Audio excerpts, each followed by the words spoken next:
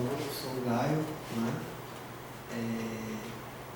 Eu sou, além de doutorando aqui na Faculdade de Arquitetura, eu sou artista plástico, né?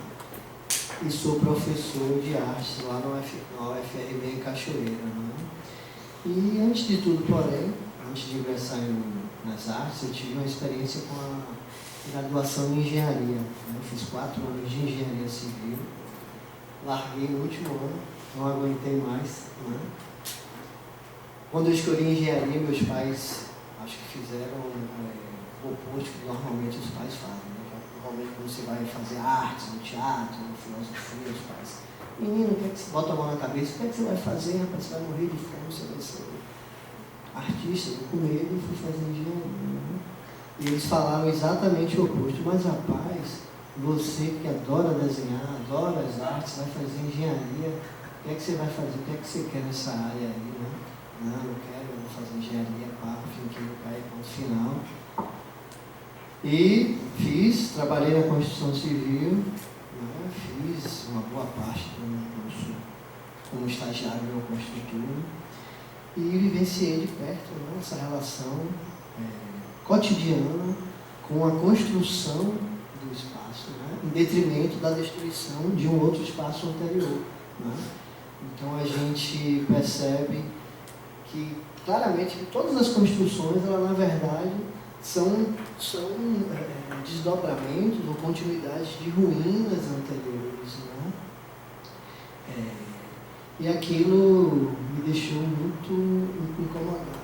E aí eu acabei indo para a minha vocação anterior, talvez a verdadeira, que eram as artes plásticas. E aí eu fui traçando o meu caminho, sem deixar de lado essa mochila da engenharia, né? Essa experiência, dessas acumulações, dessa vivência que a gente vai tendo, e não tem como você se divorciar de todo esse aparato, né? De todas essas movimentações que trouxeram você aqui. Então, acho que é muito da aproximação que o meu trabalho como artista, né? O meu pensamento como professor, tem com a arquitetura, né? Vem também desse outro contraponto, né? Dessa experiência que era mais racional, mais matematizada, menos lúdica, né? Muito dura com o pensamento do que é urbano, do que é arquitetura, do que é a construção do espaço. E na escola de Belas Artes, essa relação mais lúdica, né?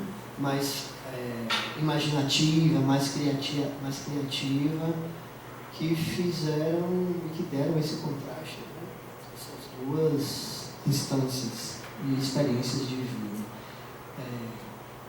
Então, a minha pesquisa, né, no doutorado, né, ela vem como um desdobramento e um ponto de partida com uma experiência, né, estética, uma expedição, uma residência móvel que eu fiz por conta de uma exposição de arte aqui em 2014, na Bienal da Bahia, que era uma...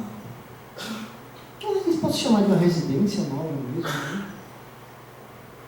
Do delta do São Francisco, do Rio São Francisco, entre os estados de Sergipe e Alagoas, até a barragem de Sobradinho, né?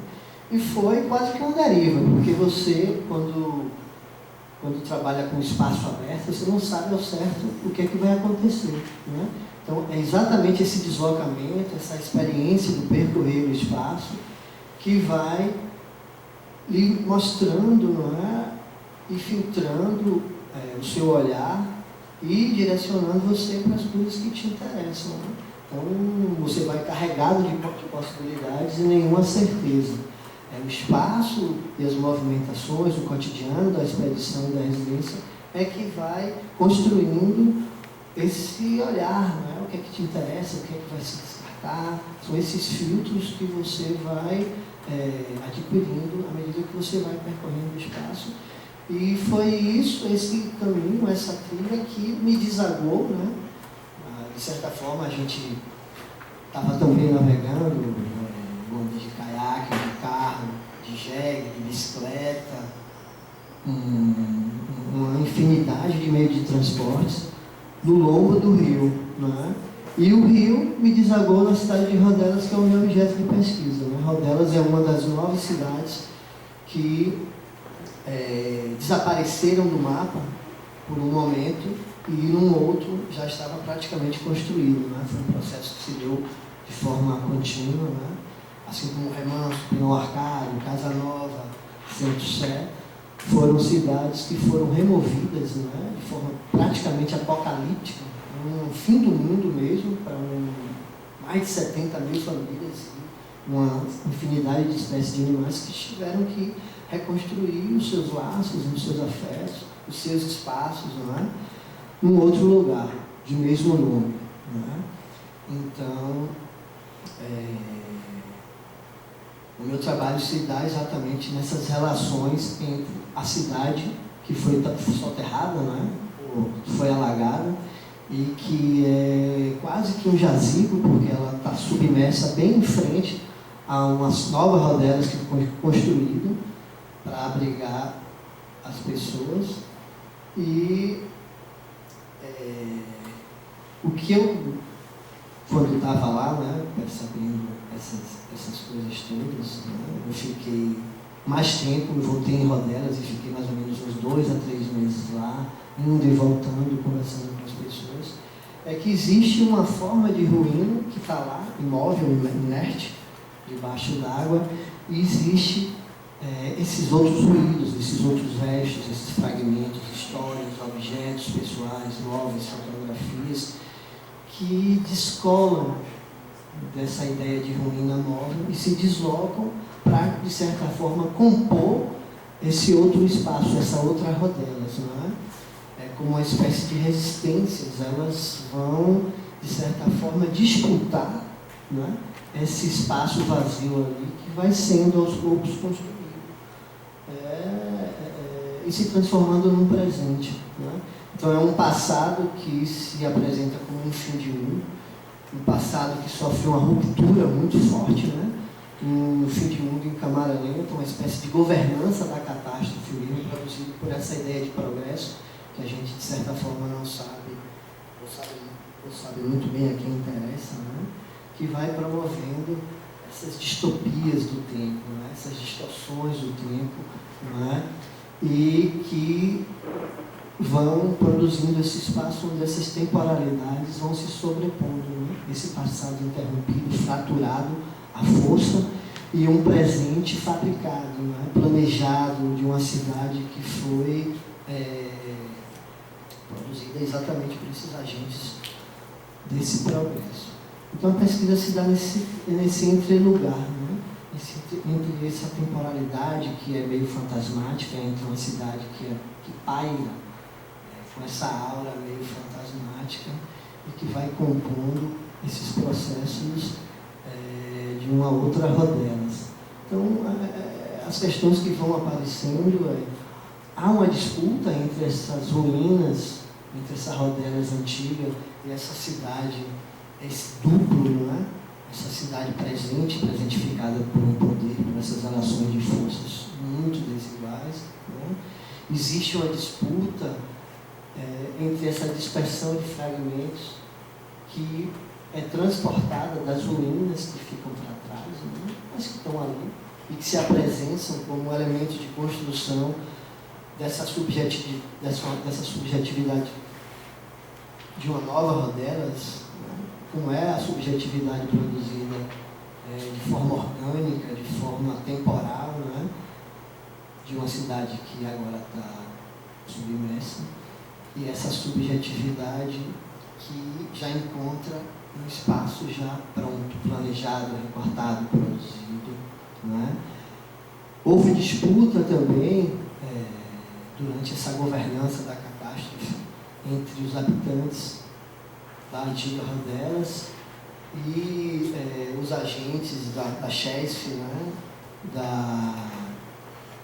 da empresa que produziu, que planejou, que fez todo o projeto da barragem de Itaparica, que soterrou.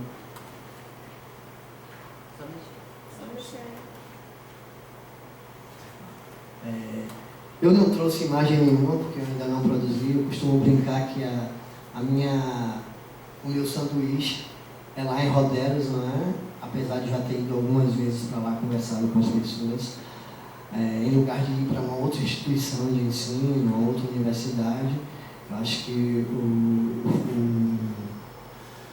o processo se dá, né, de elaboração do trabalho, de fato, o corpo do trabalho, com a minha presença lá. Né? Lógico que foram feitos, durante a Bienal, alguns trabalhos que foram trabalhos mais solitários, mas que a partir de agora, quando eu for para lá, pretendo passar 6 a 8 meses convivendo e trabalhando com a ideia de máquina do tempo. Né? Eu não sabia que eu teria essa possibilidade quando eu fiz o projeto, quando eu comecei aqui com o projeto do doutorado.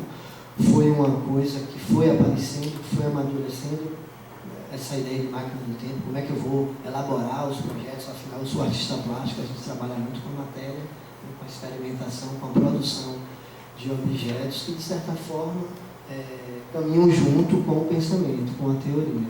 Né? E eu não sabia como é que seria a produção desse... Como é que seria esse movimento artístico, estético, né? Como é que se daria a construção desse material. E,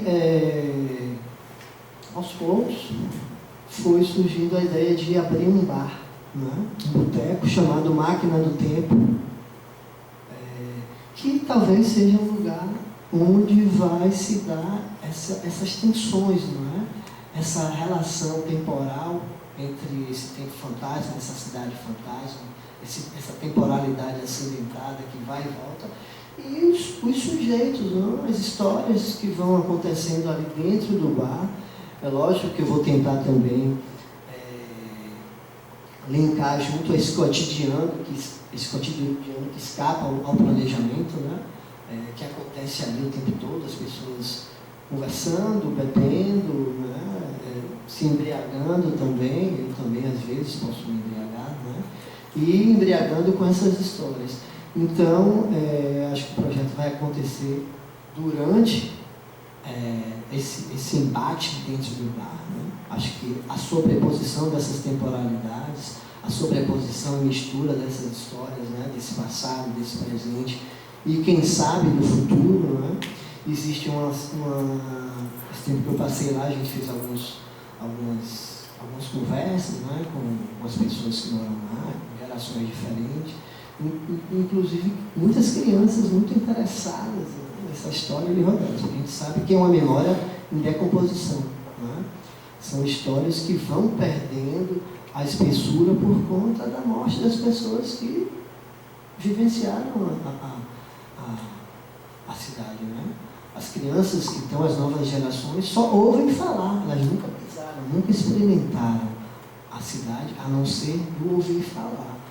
Então, a gente ouve e viu lá em Rodelas uma série de atividades na escola que fazem uma espécie de resgate, né, dessa história, dessa memória de Rodelas, e as crianças imaginam um passado que elas não vivenciaram. Né? Então existe uma fabulação, uma imaginação de um passado que não existe, mas que está presente ali. Né? Como é que era Rodelas? Elas escrevem poesias, fazem desenhos, né? Escrevem redações falando de um lugar, de uma experiência que não foram parte da vida delas, né? Mas de ouvir falar. Então, como é que é isso? Como é que é essa relação de uma memória, de uma coisa que você não viveu, uma memória imaginada, inventada, fabulada, né? Como é que essa memória convive com a memória das pessoas que vivenciaram? Elas se misturam? Como é que essa relação de tensão durante esse processo todo, e principalmente como é esse espelhamento, né? A cidade de Rodelas está ali na frente, soterrada. Existe uma caixa d'água que talvez seja o único elemento que fique à mostra, que funciona quase que como um jazigo mesmo, né? Sempre apontando, mostrando essa presença, a presença desse fantasma, né? Que assombra ou potencializa esse presente ali, né? Como é que se dá isso? E não tem como você falar desse componente político também, que fez com que toda essa situação se apresentasse, né?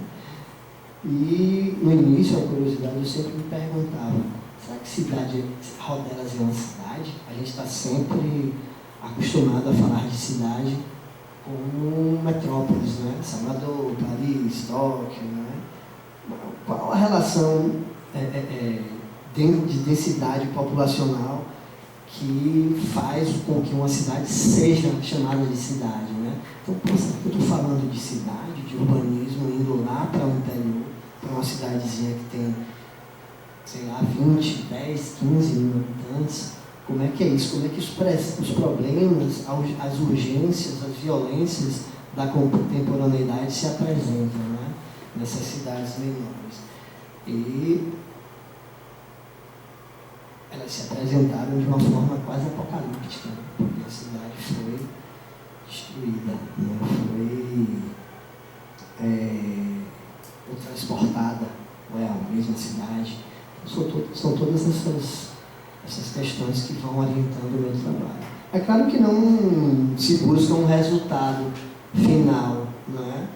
Porque a cidade continua, os processos continuam, as gerações vão aparecendo, as gerações mais velhas vão morrendo, e esse processo de mimético, né, de memória, ele vai continuando até que uma cidade se sobreponha completamente a outra, né? Que esse momento vai acontecer daqui a 50, 100, 150 anos, quando a outra cidade tiver morrido junto com as gerações de pessoas mais velhas que foram para a cidade nova, né? Então, um projeto, uma dissertação, uma tese de doutorado, que eu não sei se vai ter um resultado final, mas um entendimento de como esses processos ocorreram ou que estavam ocorrer no futuro, né? Então, é isso aí. Quero agradecer a Paola e aos meninos, a Ana, ao Dilson e a Ana, pelo convite. Eu acho que é importante a gente estar sempre aqui compartilhando o nosso pensamento, né? Como é que a gente enxerga as coisas em diferentes campos, né? Da arte, da antropologia, da arquitetura. Acho que tudo se mistura, né? Por que um artista vai fazer doutorado em arquitetura? Acho que a arte, para falar alguma coisa, ela tem que se misturar, né?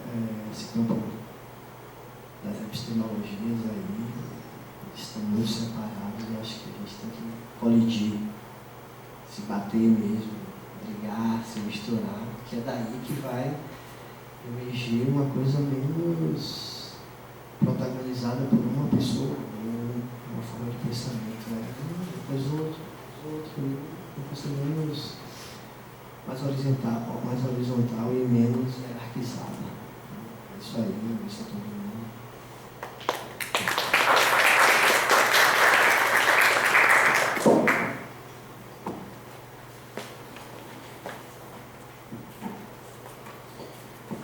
Obrigado pela fala de todo mundo, né? E queria convidar agora então os três debatedores para estabelecer as primeiras questões, né?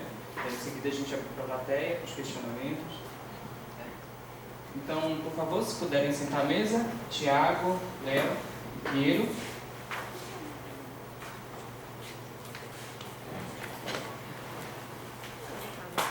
Mais ou menos como na dinâmica regional, com um tempo um pouco mais estendido, né, para vocês, do que ontem. Se alguém quiser começar.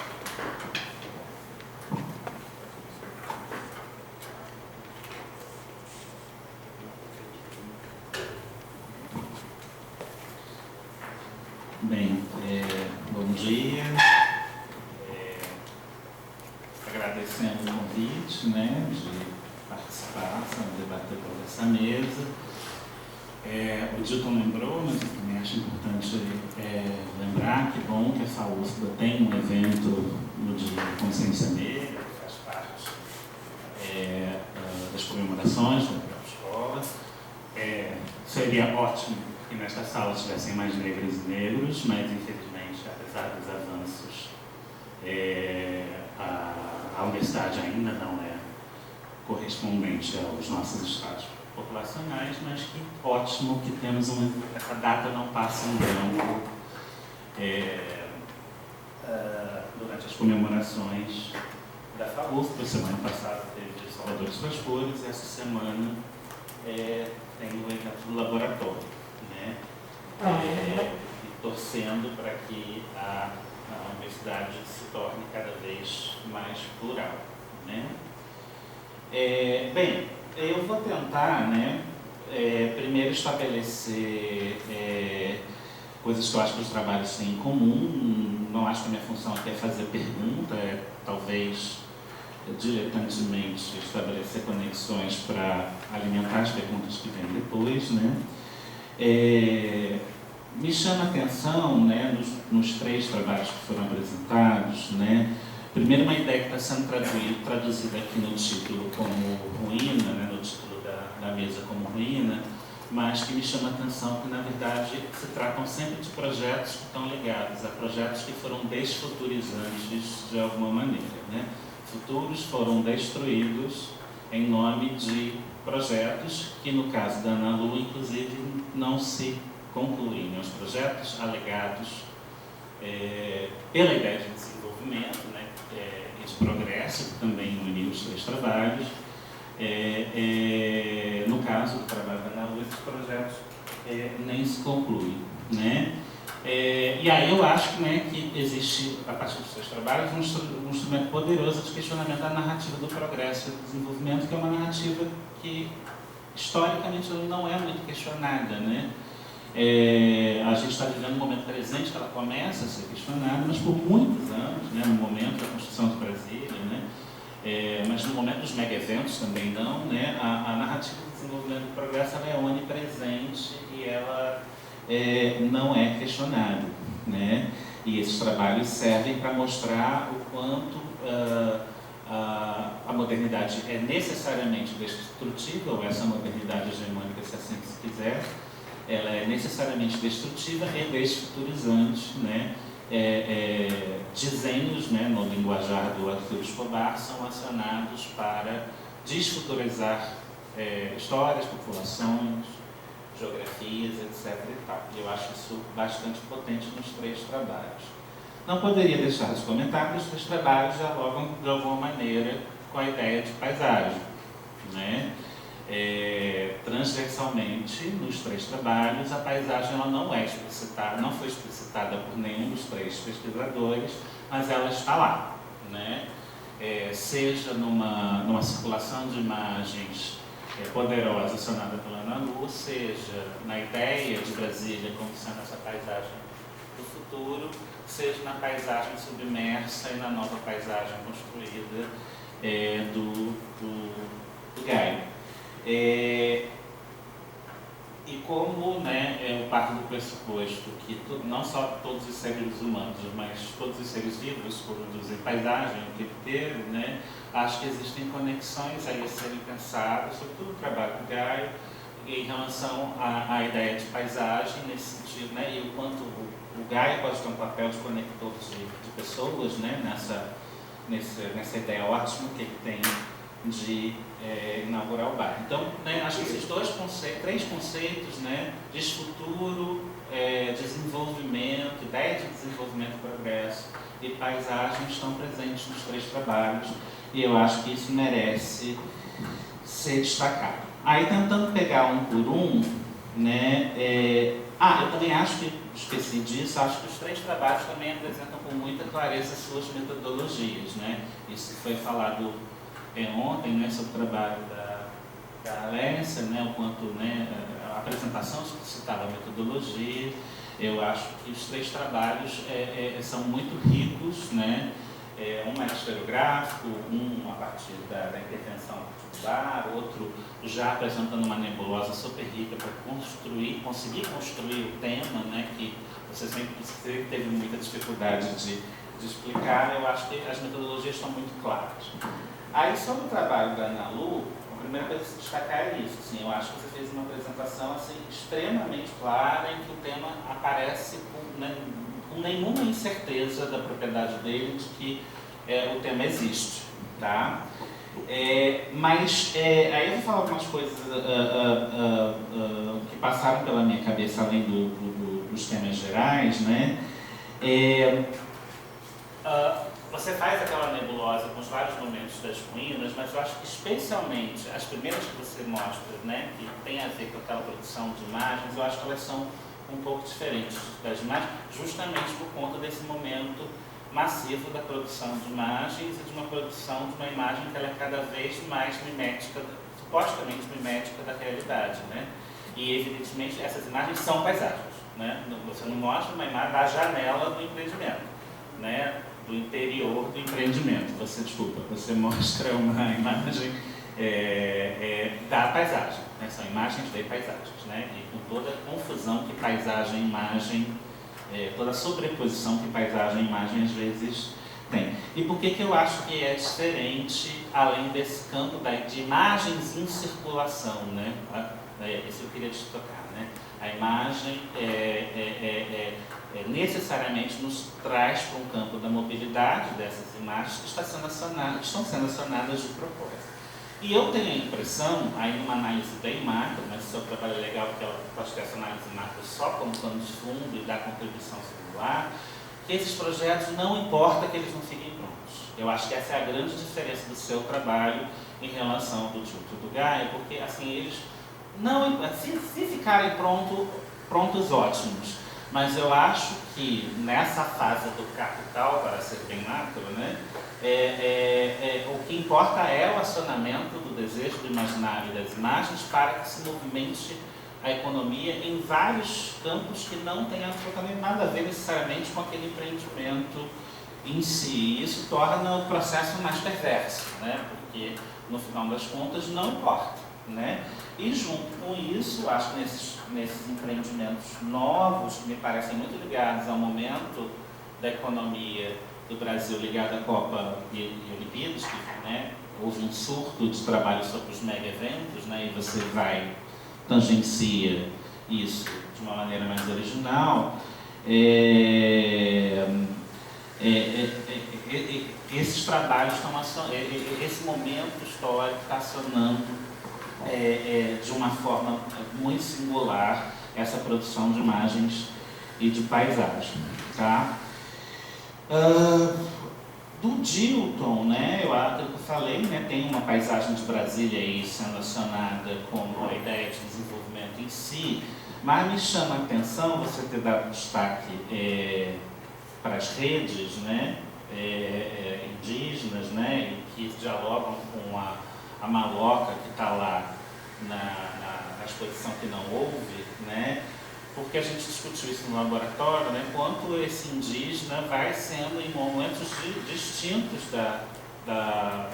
desse projeto de um ideal nacional, ou ainda que numa coisa disruptiva do Oswald de Andrade, apresentando o antropófago, esse indígena vai sendo acionado, como diz um brasileiro, Peri, Iracema, o antropófago, as exposições, né? Esse indígena vai sendo acionado como um elemento celebratório em paralelo à celebração do mestiço, né?